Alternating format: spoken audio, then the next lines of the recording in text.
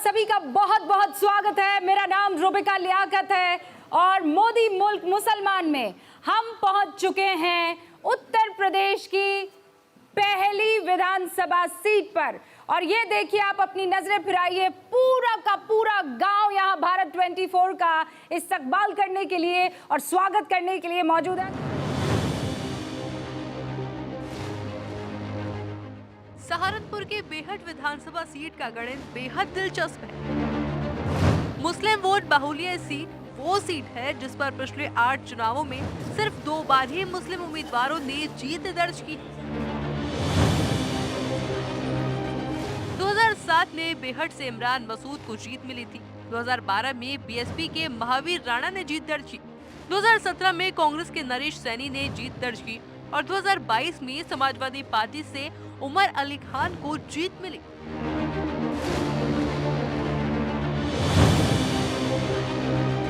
बेहट विधानसभा seat पर BJP उम्मीदवार को आखिरी बार 1993 में जीत मिली थी, जो इस सीट पर बीजेपी को मिली पहली और आखिरी जीत थी। जातिगत आंकड़े भी यहाँ बेहद दिलचस्प है। बेहट सीट पर 1,55,000 मुस्लिम मतदाता हैं, जबकि 75,000 दलित वोटर हैं। सैनी वोटरों की संख्या 32,000 है और 16,000 कश्यप वोटर हैं।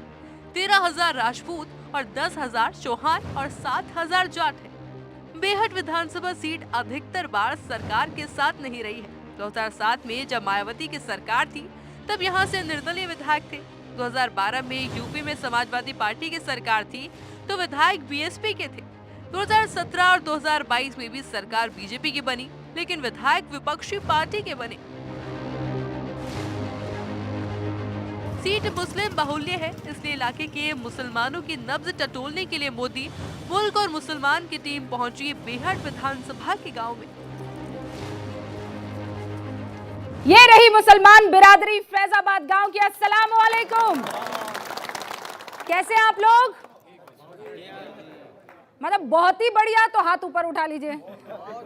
अरे बहुत शानदार, बहुत बढ़िया, बहुत खुश। बुजुर्गों से लेकर जवान से लेकर बच्चे सब यहाँ पर मौजूद हैं अपने दिल की बात कहने के लिए। और दिल में क्या है वो आज आप जानने वाले हैं। शुरुआत मैं आपसे करूंगी, बुजुर्ग हैं तो करें बिस्मिल्लाह।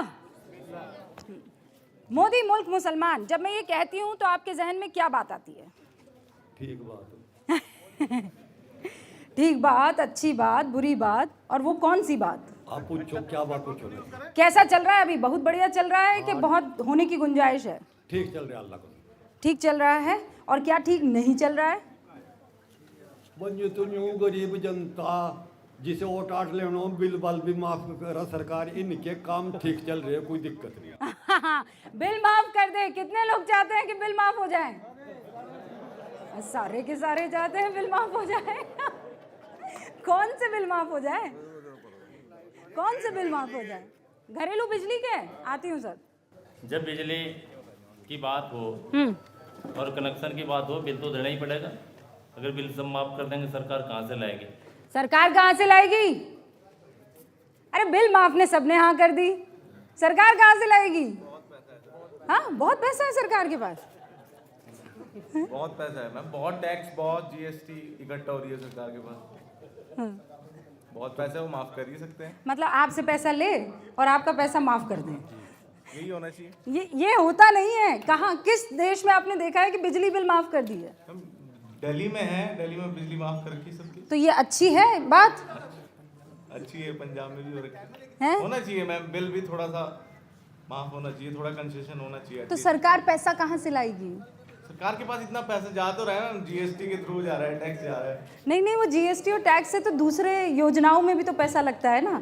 जैसे वैक्सीन फ्री पहुंचाई, अभी अनाज भी फ्री पहुंचा रही है, उसके लिए तो पैसा लगता है। अब आपके पास 100 रुपये और आप कह रहे हैं नहीं ऐसा करो 1,000 रुपये का खर्चा कर लो, ना हो पाएगा ना। नहीं मैम, गरीब कहाँ से पैसा लाएगा? यहाँ पे इतना रोजगार नहीं है, रोजगार भी होना चाहिए ना। आप क्या करते हैं?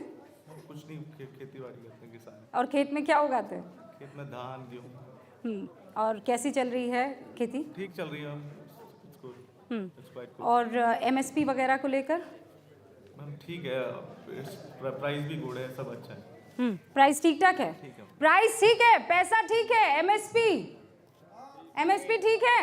नहीं है? आ रही हूँ। नहीं बोलेंगे तो आना पड़ेगा। हाँ, क्या नाम है आपका? रफाकत है जी मेरा नाम। अच्छा, रफाकत भाई, मेरा नाम लियाकत है। हाँ, दोनों इकट्ठे हैं। हाँ, इकट्ठे हैं।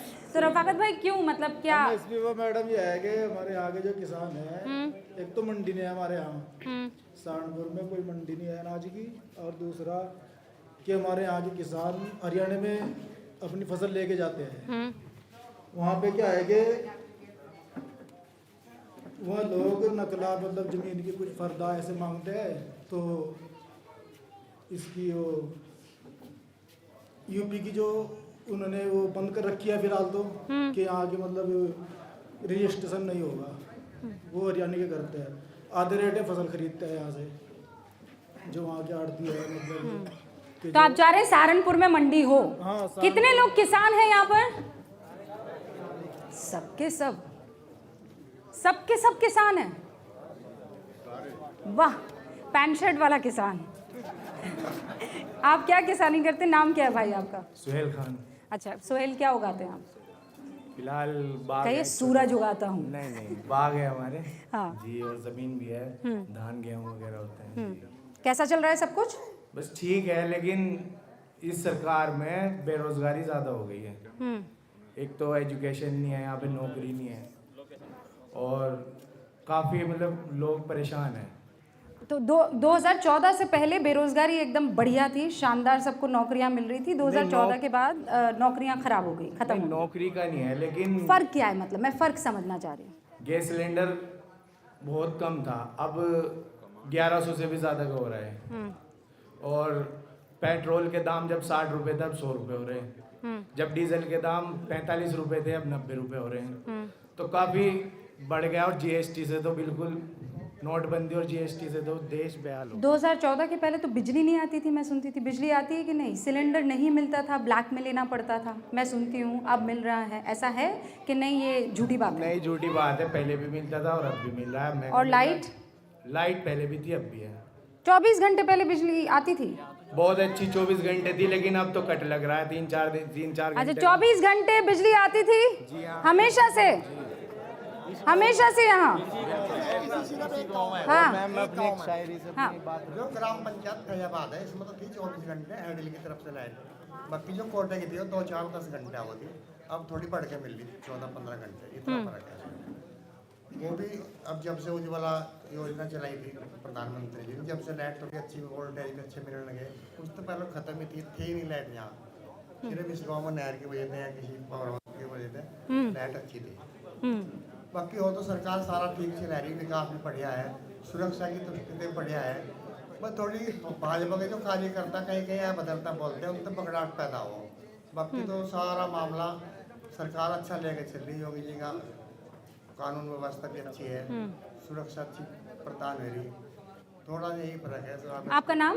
मेरा नाम आबिद हसन है। अच्छा, आबिद हसन भाई जो बात कह रहे हैं, कितने मानते हैं कि कामकाज, विकास, बिजली, पानी, सड़क वगैरह तो ठीक ठाक चल रहा है, लेकिन ये जो इनके बड़बोलेपन है वो हमें परेशान कर रहे हैं। कितने लोग ये मानते हैं? कितने लोग मानते हैं?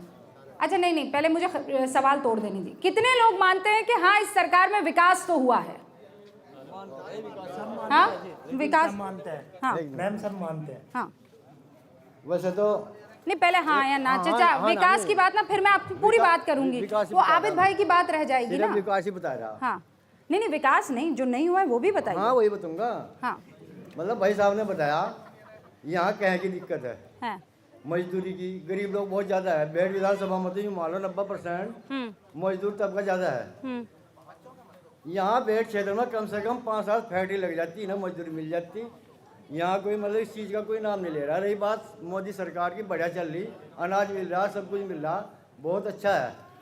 लेकिन विकास के मामले में इतना अच्छा नहीं है, क्योंकि विकास तो वही हो जो हर आदमी का विकास हो।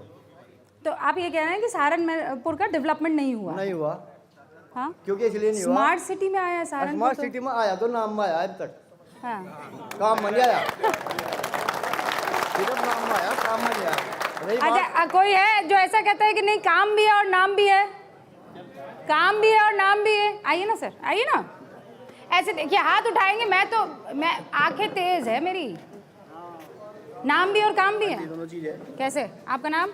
मेरा नाम लवेश गुप्ता है। अच्छा, काम भी है। गुप्ता जी मोदी मुल्क मुसलमान हो रहा है क्या? तो क्या हो गया? तो मैं भी तो गांव में रहता हूँ। अरे गांव में रहिए, पर हमारा जो कार्यक्रम है वो है मोदी मुल्क और मुसलमान। मुसलमान क्या सोच रहा है मोदी के बारे में? ऐसा नहीं है मैडम, यहाँ सबको बुलाया गया है। यहाँ किसी को ऐसा नहीं है कि मुसलमान कह के बुलाया गया है। अरे आरोप लग जाएगा कि रूबिका ने गुप्ता जी को जबरदस्ती बुला दिया यहाँ तो है। बहुत लोग हैं, गुप्ता जी कहाँ हैं? यहाँ तो बहुत लोग जो हिंदू हैं बहुत लोग हैं यहाँ पे मौजूद। हाँ, लेकिन आप कह रहे हैं कि काम हुआ है। जी, काम हाँ? हुआ। आप सहारनपुर में काम भी हुआ, नाम भी हुआ, कौन मानते हैं? नहीं हुआ है? हुआ कि नहीं हुआ भाई? हाँ, आइए आइए आइए। हाँ, नाम क्या है आपका? वाजिद चौधरी। हाँ वाजिद भाई, काम हुआ, नाम हुआ? मैम नाम बहुत हुआ लेकिन काम नहीं हुआ। अच्छा। आप यहाँ से चलिए थोड़ा सा दूर, उत्तराखंड के बॉर्डर से पहले बादशाही बाग से अगर रास्ता देखेंगे, इतने इतने गड्ढे हैं कि आप वापस आ जाएंगे, जा नहीं पाएंगे। हम चाहते हैं कि देश में शिक्षा और चिकित्सा फ्री हो, ये अनाज फ्री, इससे कोई इतना फायदा नहीं होगा क्योंकि रोज बेरोजगार खुद हो जाएंगे लोग। तो शिक्षा और चिकित्सा आप फ्री करवाइए। आओ मेरे भाई, जल्दी इधर आ जाओ भाई, उठ जाओ यहाँ से, एक सेकेंड इधर बैठ जाओ। ये मेरा प्यारा भाई बोल रहा है बिजली फ्री चाहिए, आप कह रहे हैं कि अनाज फ्री नहीं चाहिए। दोनों डिसाइड कर लो। मेरी बात सुनिए मैम, मैं ये नहीं कह रहा हूँ फ्री नहीं चाहिए, लेकिन आप देख लीजिए अनाज। आप ये खरबूजों की तरह रंग मत बदलिए। अभी आपने कहा अनाज फ्री नहीं चाहिए। सुन लीजिए पहले, अनाज उन लोगों को भी मिल रहा है जो इसके लायक नहीं। 50,000 का मोबाइल लेके 1.5 लाख की मोटरसाइकिल लेके अनाज लेने जाते हैं लोग। अनाज मिलना चाहिए उन लोगों को जो इसके लायक हैं, बाकी अदरवाइज को किसी को अनाज नहीं मिलना चाहिए। और जो मेरा कहना है कि शिक्षा और चिकित्सा अगर फ्री हो जाए, यहाँ शिक्षा नहीं है मैम, तभी ये बेरोजगारी है। अगर यहाँ बच्चे तालीम हासिल करेंगे तो रोजगार खुद तलाश कर लेंगे, फिर जरूरत नहीं पड़ेगी उनको मोदी जी के या योगी जी के अनाज पे पलने की। फिर वो कितनी बड़ी बात कही है। कितने लोग मानते हैं इस बात को? तालियां बजाए जो मानते हैं। तो आप कह रहे हैं कि बच्चों में शिक्षा नहीं है? जी बिल्कुल नहीं है मैम। एजुकेशन यहाँ पे इंटर कॉलेज नहीं है सरकारी कोई भी सहारनपुर से पहले। तो इतनी दूर जब पढ़ाई लिखाई होनी चाहिए, कितने लोग मानते हैं? हाँ, सबको चाहिए। मुसलमानों को पढ़ाई से दूर क्यों रखा गया है? किसने रखा है? खुद ही रह रहे हैं। एक तो यहाँ है नहीं कुछ पढ़ाई के लिए, होना भी तो चाहिए ना। सहूलियत हो पढ़ाई की, फिर तो जाएंगे पढ़ने भी। माँ बाप गरीब आदमी है तो कहाँ जाएंगे दूसरी जगह लेकर। यहाँ गाँव में कोई चीज़ है तो उसमें अपने बच्चों को लेके जाएंगे, तो इसलिए पढ़ाई से दूर तो फिर हो जाता है। जब ना गरीबी ही एक कारण है कि बच्चे दूर रहते हैं पढ़ाई से? अरे नहीं, सबके पढ़ रहे बच्चे, सबके। बहुत बढ़िया सरकार चल रही है, बहुत बढ़िया, समझ के कोई दिक्कत नहीं। सड़क रात को पानी दे, खेत में काम हो रहा है, कोई नुकसान नहीं है। आपका नाम? मुस्तकीम है। मुस्तकीम कह रहे हैं सब बढ़िया चल रहा है। कितने मानते हैं बढ़िया चल रहा है? अरे सब मानते हैं, बिक्री है ये, बहुत बढ़िया सरकार चल रही है। सरकार बढ़िया चल रही है? बढ़िया चल रही है। हाँ, सरकार बढ़िया चल रही है, सरकार का काम नहीं चल रहा है। अच्छा, सरकार का काम नहीं चल रहा है बढ़िया, कितने मानते हैं? हाँ? तो ये तो सब कह रहे हैं नहीं चल रहा है। मेरा नाम अजीम है। हाँ। सरकार बहुत अच्छी चल रही है, बहुत बढ़िया चल रही है। कुछ लोग हैं जो ऐसे बताते हैं नहीं सरकार बहुत बढ़िया चल रही है। सबने कोटा मिल रहा, सबने बढ़िया बढ़िया सड़क बन रही, तभी तो चल रही है। बिजली की व्यवस्था देखो, सड़क की व्यवस्था देखो, सब बढ़िया है। नहीं तो फिर हाँ, आओ ना भाई, आओ ना। मैडम मजदूरी करो, सरकार मजदूरी देगी तभी तो करेंगे। कोटा खा खा के पढ़ रहे हैं, अब सरकार चल रही, क्या मजदूरी मिल लीजिए आप? यो देखो रोड जाके इन्हें लेके जाओ, अगर बाइक पर निकल जाओ मगनपुरा पार करो आप, कितने गड्ढे हैं। अरे भाई, पुल बना कि नहीं बना? तैयारी चल रही है मैम, उसकी तैयारी चल रही है। पुल की तैयारी चल रही है कि नहीं चल रही है? हाँ, शिलान्यास हो गया? तैयारी चल रही है। 25-30 साल से थी। हाँ, लेकिन अभी पूरी हुई कि नहीं सर? अभी पूरी तब होगी, काम शुरू हो जाएगा। काम शुरू हो जाएगा। हाँ, अब एक बार मुझे ये बताइए, मैं जो कार्यक्रम लेकर आई हूँ, मोदी मुल्क और मुसलमान, आप सब जानते हैं, अक्सर ये कहा जाता है कि मुसलमान बीजेपी को वोट नहीं देता है, चाहे वो कुछ भी कर ले। क्यों नहीं देगा? सारे मुसलमान देंगे वोट बीजेपी ने, क्यों नहीं देंगे? और पीछा भी दिया, रक्का भी देंगे, क्यों नहीं देंगे? क्यों नहीं कर रहा काम? एक आदमी के करने तो थोड़ी हो जाएगा। क्यों नहीं देंगे? पीछा भी दिए, अक्का भी देंगे, क्यों देंगे? जैसा काम इन्हें इस सरकार ने करा, किसी सरकार ने ऐसा काम नहीं करा अब तक। बकवास में क्या दे रहा? कौन कह रहा काम नहीं करा? और क्या करवा वहाँ सरकार में? सुबह छोटी करेगी का सारे काम कर रही सरकार, कितने बढ़िया काम कर रही दी। जितने भ्रष्टाचार लोग थे वहाँ सारे कहाँ, वहाँ जो भ्रष्टाचार लोग थे, चोर थे, डकैत थे, वहाँ कहाँ चले गए? सारा हटा दिए पीछे। कहाँ गए भाई डकैत? सरकार अब चल रही सरकार। हाँ। कहने की बात है कोई? हाँ बताइए, बताइए कहाँ चले गए बदमाश? बात सही है कि नहीं? हाँ या ना में जवाब दो भाई, मानते हैं? हाँ जो गुंडे हैं और बदमाशी है वो खत्म तो हुई है, हाँ। लेकिन उसके कुछ अवशेष अभी भी बचे हुए हैं। हाँ। हम अभी देख रहे हैं जो प्रोग्राम में आपका नाम? मेरा नाम जुल्फिकार है। हाँ। जुल्फिकार हाँ। सलमानी। ओके जुल्फिकार। इस समय प्रोग्राम चल रहा है मोदी मुल्क आ रही हूँ आपके पास आ रही हूँ, आपके पास आ रही हूँ। हाँ इस समय जो प्रोग्राम चल रहा है मोदी मुल्क और मुसलमान, तो मुसलमानों की क्या समस्या है, लेकिन ये विधानसभा ऐसी है जहाँ पर 56% मुसलमान वोटर हैं, और लेकिन ये अपनी आवाज़ सही से नहीं उठा पा रही। ये एक चैलेंज है मुझे लगता है। इसके लिए मुसलमानों को बहुत एजुकेटेड होने की ज़रूरत है। और दूसरी बात, जो हमारे इंफ्रास्ट्रक्चर सोशल वेलफेयर पे जो काम हो रहे हैं, आधारभूत संरचना पे जैसे सड़क निर्माण है, ये अच्छे काम हो रहे हैं। डिजिटल इंडिया, स्किल इंडिया जैसे प्रोग्राम अच्छे हो रहे हैं, जिससे कोविड जैसी चुनौती से तो फिर मुसलमान ये बात मानने को तैयार क्यों नहीं होता है? जितना जिसे कहते हैं ना ताकत के साथ और विश्वास के साथ। आपका नाम? मेरा नाम सईद है जी। सईद भाई कह रहे हैं उतने विश्वास के साथ बाकी मुसलमान कहने से क्यों कतराता है? क्यों कतराता है? हाँ वजह है, क्या वजह है? उसकी वजह है मैडम, मैं आपको समझा देता हूँ। आप विकास की बात कर रहे हैं, सब चीज़ की बात कर रहे हैं। पहले तो आपका बहुत बहुत शुक्रिया, आप इस गांव के अंदर आई हैं, ठीक है नहीं? और दूसरी बात ये सुन ले आप कि तूफान आ रहे हैं, आने दो, मेरा क्या ले जाएंगे? मैं तो जब डरूंगा कि मेरा हौसला ले जाएंगे। ये सरकार जो है अगर मुसलमानों को डराने का काम कर रही है, ये सारी दुनिया जानती है इस बात को। विकास हो रहा है, मकान बन रहे हैं, सारे काम हो रहे हैं, लेकिन जो मुसलमानों के ऊपर जुल्म करता है उसको आप मालाएं पहना देते हैं। मुसलमान अगर जुल्म नहीं करता है तो वो उसको जो है घर तोड़ दिए जाते हैं। सारी जितनी जुल्म हो रहे हैं, ये चीज़ अगर मोदी जी हटा देना तो मैं कह रहा हूँ कि 100 के 100% मुसलमान इस बीजेपी सरकार को वोट देगा, क्योंकि इसने पेटियाँ भर देंगे, 400 से ऊपर पार कर देंगे मुसलमान लगा के। लेकिन अगर ये एक निगाह से देखना शुरू कर दे, जिस दिन पक्षपात जो है ये ख़त्म कर दें, ये हिंदू और मुस्लिम में बांटना बंद कर दें। एक दल बना रखा है बजरंग दल कि बेटे तुम हमारे नौकरी तो मांगने के लिए बजरंग दल का सरकार से क्या काम, वो ये बोलते काम इतना बढ़िया कर रहे हैं। बात तो सुनिए ना, आपने जो बात कही है बहुत हद तक सच्चाई है कि आप लोगों को ये लगता है कि आप पेटियां भर देंगे अगर एक मैसेज वहां से आ जाए, ठीक है? एक टाइम था जब हरियाणा में आपको पता है गौ हत्या के वजह से लिंचिंग हुई थी, तब प्रधानमंत्री नरेंद्र मोदी ने मंच से खड़े होकर ये कहा था कि 80% गौ गुंडे हैं। कितने मुसलमानों ने आकर ये कहा कि क्या बढ़िया बात की इस आदमी ने, जो कहा है सच है और हम समर्थन करते हैं। मैडम जो जबान से कह रहे हैं, और एक बात जबान से कहना है, एक जबान से करने का है, उसको करके दिखा दें तो बाद में फ़र्क आता है। लेकिन जितना फ़ायदा, बात सच्ची करूंगा, योगी और मोदी की सरकार में मुसलमानों को पहुंचा है, आज तक किसी सरकार ने नहीं पहुंचाया है। एक तो उनको सोतों को जगा दिए हैं, जाग जाओ तुम, कहाँ थे? आज तक तुम्हारा बेवकूफ़ बनाया सारी सरकारों ने। किसका डर दिखा के? बीजेपी का डर दिखा के। लेकिन आज देखो सीधी बात तो यह, सरकार जो फ़ायदा पहुँचा रही है वो सबको पहुँचा रही है। जैसे धूप निकल रही है हिंदू पे, मुसलमान पे, सब पे आ रही है। सरकार जो काम कर रही है वो नाम देख के मकान नहीं दे रही है।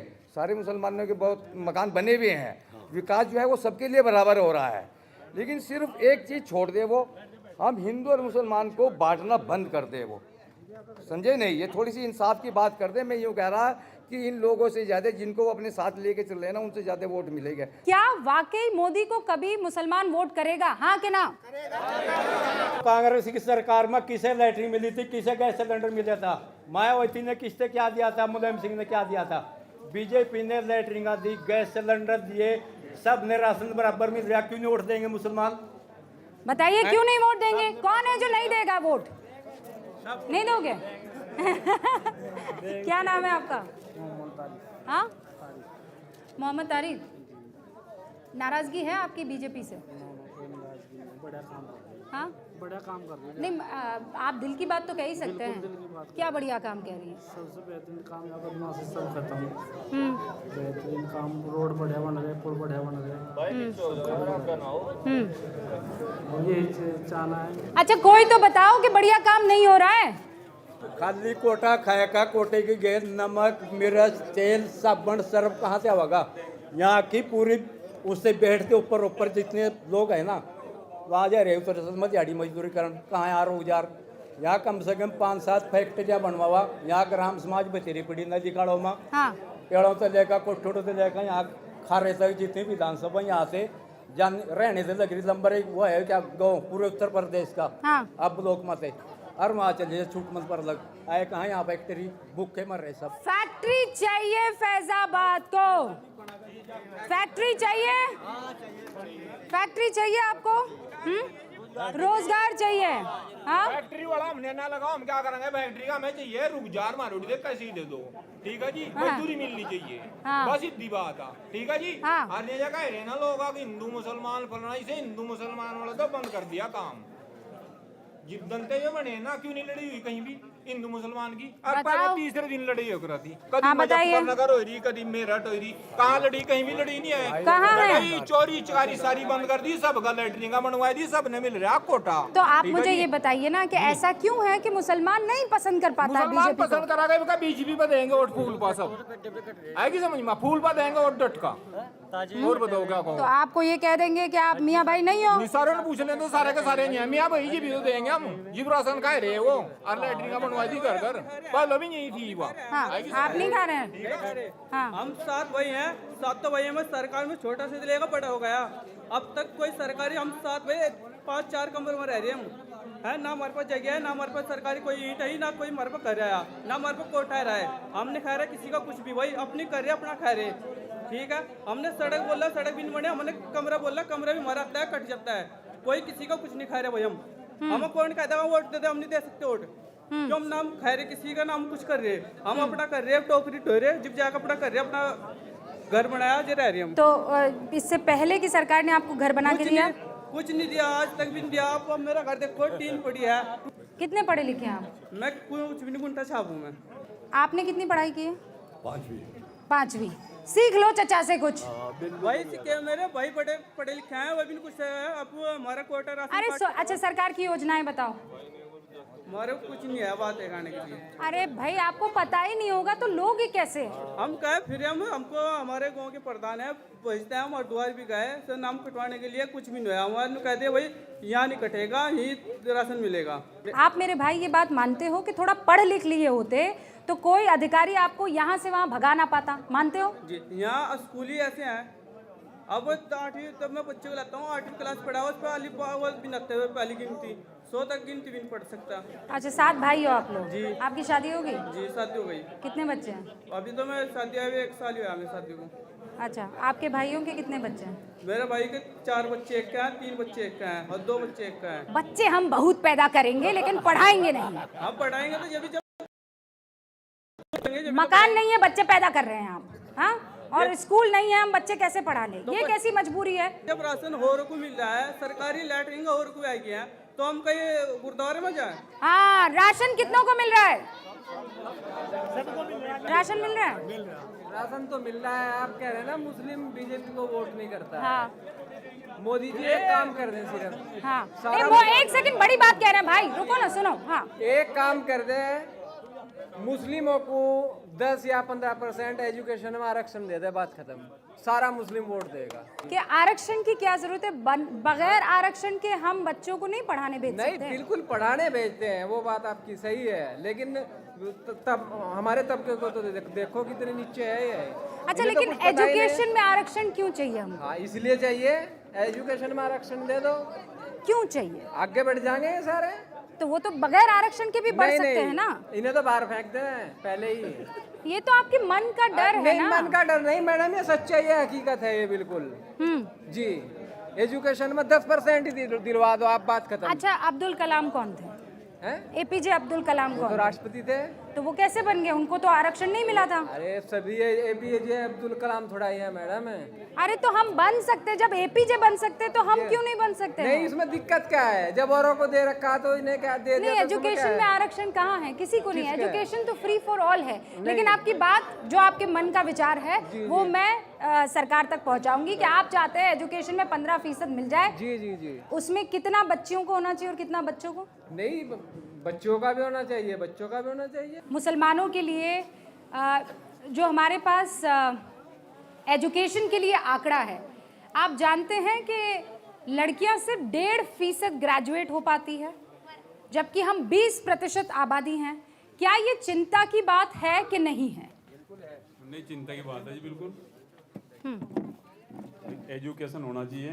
देखो ये जो है मैडम, जैसे मान लिया सरकार ने काम किए, हम तो कह रहे हैं जो शेष रह रहे हैं, इनको काम जैसे मान लिया आयुष्मान बने, सबके बनने कोई भेदभाव नहीं, शौचालय बनने कोई भेदभाव नहीं, सड़क बनने कोई भेदभाव नहीं। अब हम रोड ये तो कह रहे हैं भाई थोड़ी सड़क रहेगी, लेकिन ये हम बता रहे हैं यहाँ से लेकर कम से कम 2 किलोमीटर आरसीसी अभी गिर गई, काम हो रहे, सुरक्षा भी बढ़िया है। इसमें थोड़ा सा जो मान लिया, एक तो रोजगार का मसला, ये सब का मसला कि रोज एक घाट क्षेत्र, रोजगार यहाँ होना चाहिए। अच्छा, दूसरा जो इसका मसला है, एक समस्या जो आवास की है, आवास में जो सही पात्र हैं उनके नाम नहीं है लिस्ट में, और जो अपात्र हैं उनके नाम हैं, उनके वैसे नहीं बन सकते। तो इसका सर्वे होगा, जो इस चीज के पात्र हैं उनके आवास मिलने चाहिए, और बाकी ना कोई सुरक्षा में कमी। और रही बात या एक जैसे मान लिया ये कह रहे भाजपा को भी वोट देंगे, ऐसा नहीं है, लेकिन अब जैसे मान लिया जहरीले वाले हैं, मतलब उनसे भरे जाएं। लेकिन जहरीले बोलों पर रोक किसी भी कीमत पर लगनी चाहिए, और अगर पहल वहां से हो गई जी। तो आपको लगता है कि बहुत बदलाव आने वाला है? हाँ जी, बहुत बदलाव होगा। और ऐसी बात नहीं है, अगर मान लिया यहाँ जैसे लोकसभा का चुनाव है, अगर लोकसभा का चुनाव किसी अच्छे व्यक्ति को जो मान लिया जहरीले ना बोलता हो उसको दिया जाएगा तो मुसलमान वोट भी देगा, ऐसा नहीं है जी। थोड़ी सी दिक्कत ये है कि योजनाओं का इम्प्लीमेंटेशन जो है वो धरातल पे आते आते थोड़ा ढीला पड़ जाता है। आपको एक मिसाल दूं, मैं इस पंचायत का प्रधान हूँ मौजूदा। अरे वाह, प्रधान जी के लिए जोरदार तालियां। हमारे यहाँ मोदी जी की एक बहुत महत्वाकांक्षी परियोजना है, हर घर नल से जल। हाँ, कितनी बढ़िया है, और मैं कहूँ ये फैजाबाद गाँव पूरा उसका इस्तेमाल कर रहा। लेकिन हमारी इसी पंचायत, ये 4 गांवों की पंचायत है, एक जानीपुर गांव है, उस गांव को ये अधिकारी जो होते हैं ये भी इन योजनाओं को बहुत बड़ा पलीता लगाते हैं, और यानी प्रधानमंत्री को तो नहीं पता इस बात का कि भाई क्या हो रहा है। ऑन पेपर उन्होंने उस गांव को भी हर घर नल से जल में दिखा रखा है, जबकि हकीकत ये है, अगर आपके पास थोड़ा सा भी टाइम हो, ये 2 किलोमीटर पर गाँव है, जानीपुर के ये भी बैठे और भी लोग हैं, उस गाँव में पाइपलाइन तो डाल दी, लेकिन आज तक उस पाइपलाइन को पीछे किसी वाटर हेड टैंक से या किसी बोरिंग से जोड़ा ही नहीं गया 2019 के बाद। कहने को उस घर में, गांव में हर घर में नल से जल है, लेकिन मौके पर कुछ भी नहीं है। मैं शिकायत करते करते थक गया, मैडम यहाँ से लेकर मुख्यमंत्री ऑफिस तक, और ये शिकायत पोर्टल जो है इस पर, लेकिन उसकी कुछ सुनवाई नहीं होती। अधिकारी इतना मिसगाइड करते हैं, कभी कह देंगे कि जी दूर है, कभी, वरना आप लॉजिक देखिए कि ये वाटर हेड टैंक है, आप उधर कैमरा करके इससे अगर उस गांव को जोड़ दिया, जबकि वो गांव इससे 18 फीट ऊंचा है, क्या लॉजिक है कि इसे वाटर हेड टैंक का पानी वहां पहुंच जाएगा?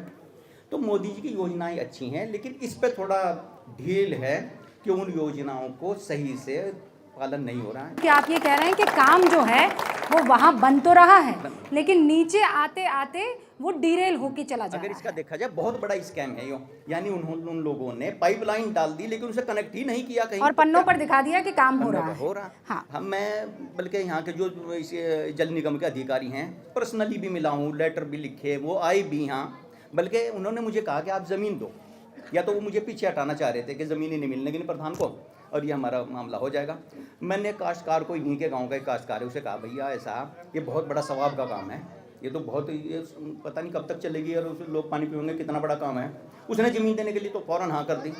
मैंने एक्शन साहब को फ़ोन करा, साहब ज़मीन का इंतजाम हो गया, आपका लगाओ इसे, लेकिन आज 3 महीने हो गए, वो गाँव आज भी नदी का पानी पी रहा है, नहर का, इसका। अब ये देखिए कि बरसात में आजकल तो पानी साफ है, लेकिन बरसात में तो पानी गंदा ही होता है। नहीं, फिर जब बढ़ जाता है तो बाढ़ का पानी कितना मैला होता है वो भी हमको पता है। वो भी अब उसे घड़े में रखेंगे, उसे नितारेंगे, तब जाके काम चलाना पड़ रहा है। मेहनत बहुत है। हर घर जल वाली योजना कैसे यहाँ पलीता लगा हुआ है, ये भी सरकार को देखना होगा। लेकिन प्रधान जी, अब मैं आखिरी उस सेगमेंट पे आ रही हूँ, और मैं कोशिश करूंगी कि उन लोगों का रुख करूं जिनके पास नहीं आई हूँ। अगर आप हाथ उठा देंगे तो मेरे लिए बड़ी आसानी होगी, मैं आप लोगों के पास आ जाऊंगी। शुरुआत ये कर रही हूँ कि चूंकि अब चुनाव के वक्त आ चुके हैं, अब हम उस स्थिति में हैं, या आप वोटर्स के तौर पर उस स्थिति में हैं जहां आप कहेंगे कि मुझे चाहिए ये वाली योजना, ये सहूलत, तो मेरा वोट तुम्हारा। तो आप सोच लीजिए आपको क्या चाहिए, तो आप वोट देने के लिए तैयार रहेंगे। शुरुआत प्रधान जी से कर रही हूँ, एक एक लाइन में जल्दी बताइएगा। देखिए, इस इलाके में ये बॉर्डर का इलाका है। हाँ। अगर हम फैक्ट्री भी ना लगा सकें, हाँ। अगर ये मान लिया कि फैक्ट्री एक बड़ा लंबा प्रोसीजर है, अगर इस इलाके को हथनीकुंड बैराज को ही एक टूरिज्म हब के तौर पर सरकार इसे विकसित कर दे, तो मैं कहूँ हजारों लोगों को रोजगार भी मिलेगा और इतना रिवेन्यू आएगा। और मैंने मुख्यमंत्री जी को एक लेटर भी लिखा था जब मैं शुरू में प्रधान बना था, मुझे भी शौक था काम कराने का खूब, तो मैंने लेटर लिखा। अब नहीं है शौक, अब शौक लग धीरे गया। धीरे मैं मोदी जी इतनी वो नहीं है पावर के, मैं लगातार 14 साल तक दिन रात काम करता रहूं। मैं तो ऐसा ही आदमी हूँ, एक्सीडेंटल प्रधान हूँ। इन्होंने लोगों ने मुझे कहा, मैंने चलो भाई कर लेते हैं इस काम को भी। तो टूरिस्ट स्पॉट हथनीकुंज बैराज को बना लिया जाना चाहिए। आप लोग ने जैसे मुझे यहाँ अपनी बेटी की तरह, बहन की तरह मेरा इस्तकबाल किया है, तो आप हर टूरिस्ट का इस्तकबाल करने के लिए तैयार हैं? ठीक है। अगर ये टूरिस्ट हब बन गया, हाँ। तो हिंदुस्तान में सबसे ज्यादा टूरिस्ट इस जगह पे आएंगे, और ऐसा पॉइंट कहीं मिल नहीं सकता जहाँ 4 स्टेट मिलते हों। आप देख लो। हाँ। और आप उधर से अगर निकल के आए होंगे इस इलाके में, ये बॉर्डर का इलाका है। हाँ। अगर हम फैक्ट्री भी ना लगा सकें, हाँ। अगर ये मान लिया कि फैक्ट्री एक बड़ा लंबा प्रोसीजर है, अगर इस इलाके को हथनीकुंड बैराज को ही एक टूरिज्म हब के तौर पर सरकार इसे विकसित कर दे, तो मैं कहूँ हजारों लोगों को रोजगार भी मिलेगा और इतना रिवेन्यू आएगा। जहाँ तक मोदी जी की बात है, हाँ। देखिए, अगर मोदी जी सिर्फ काम पे वोट मांगेंगे तो मोदी का कोई तोड़ नहीं है। अगर सिर्फ काम पे वोट मांगा जाएगा, मोदी जी ऐसे प्रधानमंत्री हैं, इतने सशक्त प्रधानमंत्री हैं, अगर टाइट होकर एक बार कह दें किसी को कि ये बात मैं बर्दाश्त नहीं करने का, तो इनकी क्या हिम्मत है। मोदी जी कुछ नहीं कह रहे अपनी जबान से, ना मोदी जी के जो पहली पंक्ति के नेता हैं वो कह रहे, लेकिन ये तो माहौल खराब करते हैं। ये इनको चुप करा दिया, तो आप कोई नहीं रोक सकता है मोदी और मुसलमानों के मिलन को। आप ऐसा क्या चाहते हैं कि आपको वो कोई एक पार्टी, कोई भी है, कांग्रेस हो गई, बीजेपी हो गई, जो भी यहाँ पे चुनाव लड़ रही है, वो आपको दे देगी तो आपका वोट उसका हो जाएगा? जी, पहली बात तो यहाँ एक है मेरी सुन लो बात, जैसे वो वही कह रहा था कि बदमाशी खत्म होगी, वो बदमाशी तो खत्म होगी, लेकिन जितने अधिकारी वो सबसे बड़े बदमाश हो रहे हैं यहाँ, सबसे बड़े बदमाश। वो बदमाश, एक आदमी अपना एक कोई काम लेगा, जो तहसील में कोर्ट में जाओगे, अगर उसमें लिखे है मोहम्मद, पीछे हटा देगा, पैसे चाहिए उसे। अगर हम किसी अपने हिंदू भाई ने लेकर जाएंगे, मेरा काम कर, उसकी वजह से वो काम हो जाएगा, हमारी वजह से वो काम नहीं होगा। सबसे बड़े बदमाश तो यहाँ अधिकारी है, पुलिस अधिकारी। दूसरा नंबर ये है, अगर किसी ने अपना कोई बच्चा पढ़ाया लिखाया दिया अपनी मेहनत से कैसे भी, वो बच्चा किसी ने 12वीं करी या किसी ने डिग्री करी, वो बच्चा खाली फिर रहा, कोई से नौकरी नहीं मिलनी। अगर किसी ने पढ़ाई दिया 100 में 10 या 15 पढ़ा दिए। हाँ, पर हजरत अभी प्रधान जी ये कह रहे थे कि किसी तरह का कोई भेदभाव नहीं है, बयानों में दिख रहा है, तो फिर आप कह रहे हैं कि भेदभाव है। ये है कि मैं एक तहसील में कागज लेके जाऊंगा ना, तो उसको पीछे लगा देंगे, उसे फाइल में लगा देंगे, हो जाएगा जी आपका काम। तो ये भेदभाव कौन कर रहा है? सरकार कर रही है, ये अधिकारी कर रहे हैं जी। अधिकारी भेदभाव करते हैं, ठीक है। आप ये कह रहे हैं इस भेदभाव को हटा दिया जाएगा तो सब बेहतर हो जाएगा। आपको क्या मिले तो आप वोट देने के लिए तैयार हो जाएंगे? आपकी वो एक योजना या एक वादा किसी भी सरकार से या किसी से भी? गरीबों को रोजगार, ये अगर मिलेगा तो वोट देगा बिल्कुल। तो ये तो सब वादा करते हैं कि हम देंगे रोजगार। नहीं, मतलब अभी तो टाइम है चुनाव में, अभी थोड़ा इसकी तरफ ध्यान देना चाहिए, रोजगार की तरफ। जी, आपका क्या मुद्दा है जिस पर वोट करेंगे? वो सही चल रहा, रोजगार की कमी है वैसे। ओके, वो कौन सा वो मुद्दा जिस पर आप वोट करेंगे? रोजगार के बारे। रोजगार, ठीक है। रोजगार, अरे कुछ सोच लो, आप तो कॉपी बन रहे हो। अच्छा, कौन सा वो मुद्दा जो वादा कर लिया जाए, आपको कह दिया जाए तो आप वोट करने वाले हैं? जी भाई। मेरा ये मुद्दा है सरकार से, यहाँ से 20 किलोमीटर तक जाएगा इंटर कॉलेज है। हाँ। और 20 किलोमीटर के इस दायरे में हाँ। कोई भी एक लड़कियों के लिए कोई कॉलेज नहीं है जिसमें वो जाएगा पढ़ सके। मैं ये चाहता हूँ अगर मेरे क्षेत्र में इंटर कॉलेज, कन्या इंटर कॉलेज देती है सरकार, तो वोट देने के लिए तैयार हूँ। अगर कन्या इंटर कॉलेज, तो वोट देने के लिए तैयार है। कन्या नहीं, सभी की प्रॉब्लम है, इंटर कॉलेज है ही नहीं यहाँ पे। हाँ। खुशबू मिर्जा चाहिए मैम, एक और यहाँ से। हाँ, देखो भाई ने बता दिया। खुशबू मिर्जा कौन? इसरो की साइंटिस्ट। तालियां बजाइए खुशबू के लिए। It's not about work, ma'am. We need education, no? हाँ। मतलब अगर यहाँ इस क्षेत्र में एजुकेशन अच्छी होगी, है ही नहीं मैम कोई। पर आप तो फ्री में बिजली मांग रहे हो मेरे भाई। भूल गए मैम अभी education education is first point ma'am. हाँ। अगर एजुकेशन होगी, रोजगार भी होगा। ये गोल के गुट्टी पिला दी भाई ने। नहीं मैम, मैंने कुछ नहीं खिलाई है तो माशाल्लाह। क्या नाम है आपका? एजुकेटेड है।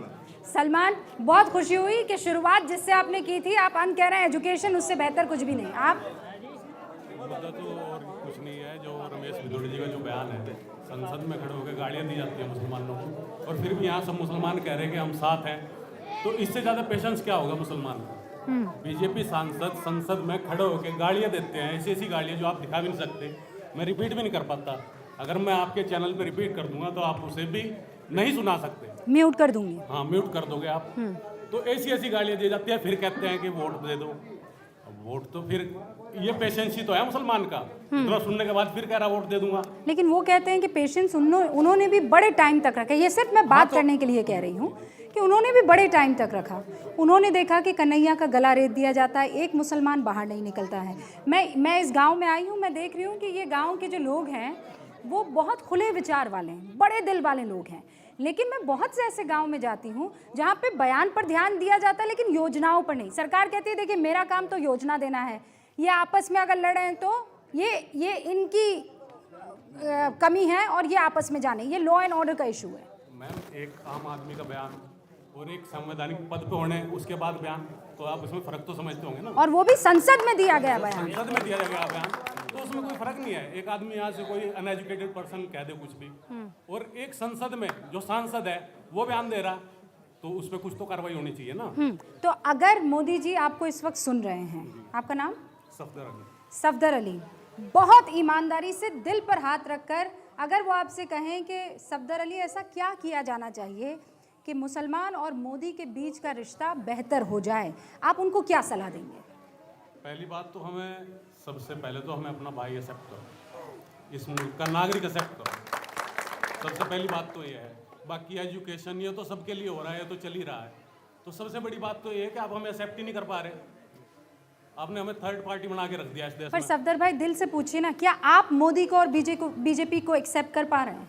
हम एक्सेप्ट कर पा रहे हैं। रमेश बिदुड़ी का बयान सुन के हम बिल्कुल एक्सेप्ट कर पा रहे हैं। जब ऐसे ऐसे बयान आएंगे तो हम क्या एक्सेप्ट करेंगे और क्या एक्सपेक्ट करेंगे?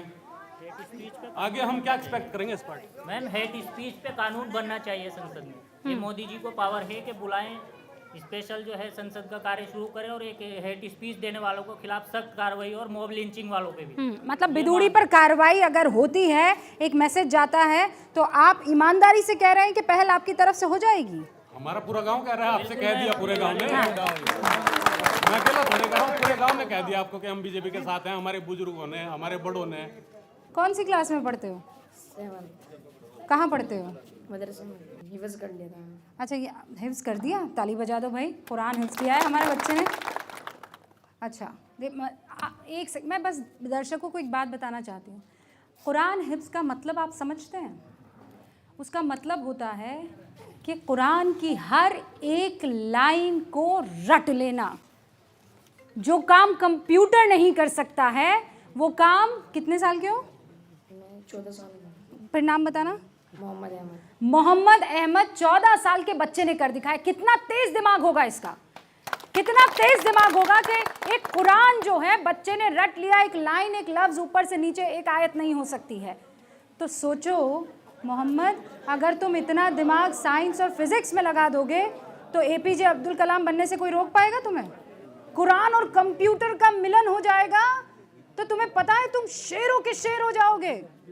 हिंदू मुस्लिम एकता को हम टूटने नहीं देंगे, चाहे खुदा की हो मस्जिद या हो राम का मंदिर, अब किसी इमारत को टूटने नहीं देंगे। शुक्रिया। बहुत खूब। और कुछ नहीं कहना। मोदी मुल्क मुसलमान में हमारे साथ जुड़ने के लिए आप सभी का बहुत बहुत शुक्रिया, और इस गांव का भी दिल से, तहे दिल से शुक्रिया।